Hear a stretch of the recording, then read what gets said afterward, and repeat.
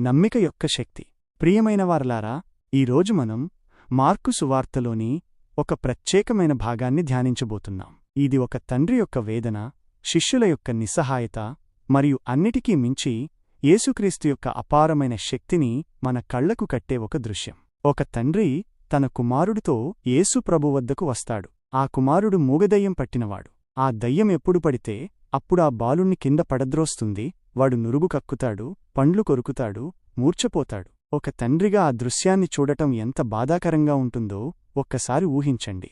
తన కుమారుడిని ఆ దుస్థితి నుండి విడిపించాలని ఆ తండ్రి ఎంతో ఆశతో యేసు శిష్యుల వద్దకు వెళ్లాడు. కాని వారి ప్రయత్నాలు విఫలమయ్యాయి. వారి శక్తి సరిపోలేదు.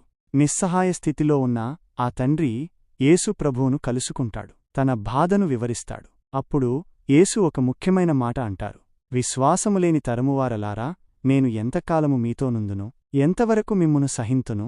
ఈ మాటలు మనల్ని ఆలోచింపజేస్తాయి. యేసు వారి విశ్వాసలేమిని ఎందుకు ప్రశ్నిస్తున్నారు? యేసు ఆ బాలుణ్ణి తన వద్దకు తీసుకురమ్మని చెప్పారు. ఆ దయ్యం యేసును చూడగానే మరింత భీకరంగా ప్రవర్తించింది. ఆ బాలుడు నేలమీద పడి నురుగు కక్కుకుంటూ పొర్లాడుతున్నాడు. అప్పుడు యేసు ఆ తండ్రితో, ఇది వీనికి సంభవించి ఎంతకాలమైనది అని అడిగారు. ఆ తండ్రి తన కుమారుడు బాల్యం నుండి ఆ బాధను అనుభవిస్తున్నాడని చెప్పాడు. ఆ దయ్యం తరచుగా వాడిని నాశనం చెయ్యాలని, అగ్నిలోనూ నీళ్లలోనూ పడద్రోసేదని ఆవేదనతో తెలియజేశాడు. చివరి ప్రయత్నంగా ఆ తండ్రి యేసుతో ఒక వినతి చేసుకున్నాడు.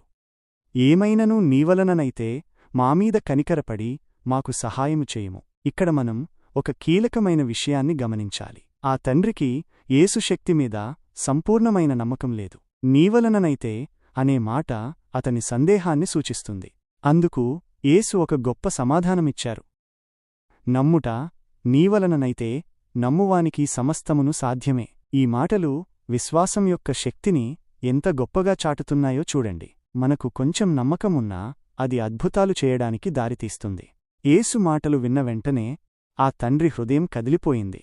అతనిలో ఉన్న సందేహం తొలగిపోయింది. అతడు బిగ్గరగా కేకలు వేస్తూ అన్నాడు, నమ్ముచున్నాను, నాకు అపనమ్మకముండకుండా సహాయము చేయుము. ఇది నిజమైన విశ్వాసం యొక్క స్వరం. తనకున్న కొద్దిపాటి విశ్వాసాన్ని బలపరచమని వేడుకుంటున్నాడు.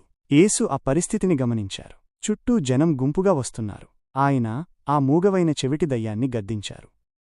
మూగవైన చెవిటి దయ్యమా, వానిని వదిలిపొమ్ము, ఇక వానిలో ప్రవేశింపవదని నీకు ఆజ్ఞాపించుచున్నాను. యేసు ఆజ్ఞాపించగానే ఆ అపవిత్రాత్మ కేకలు వేస్తూ ఆ బాలుడిని విలవిలలాడించి వదిలిపోయింది. ఆ బాలుడు చచ్చినవాడిలా పడిపోయాడు. చనిపోయాడని చాలామంది అనుకున్నారు. కాని యేసు ఆ బాలుడి చేయి పట్టుకుని లేవని